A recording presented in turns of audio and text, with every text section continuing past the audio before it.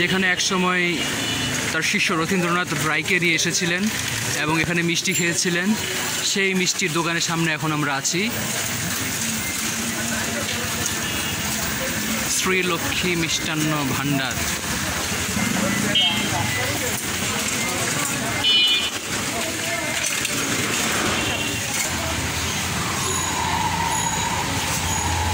আমরা এখন আছি পুরান ঢাকার লক্ষ্মীবাজার শ্রীলক্ষ্মী মিষ্টান্ন ভাণ্ডারে। এখন এখানে একজন আছেন, আপনার পরিচয়টা বলবেন, আপনার নাম? সুবল চন্দ্র মতো। আপনি এখানে কি হিসেবে আছেন? আমি কর্মচারী হিসেবে। আচ্ছা, ঠিক আছে। আমরা দেখতে পাচ্ছি এই দোকানে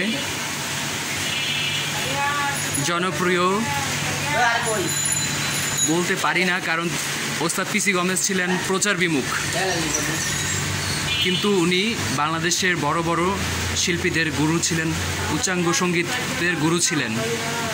ঠিক এখানে এসে তিনি তার শিষ্য রথীন্দ্রনাথ রায়কে মিষ্টি এবং দুধ খাইয়েছিলেন।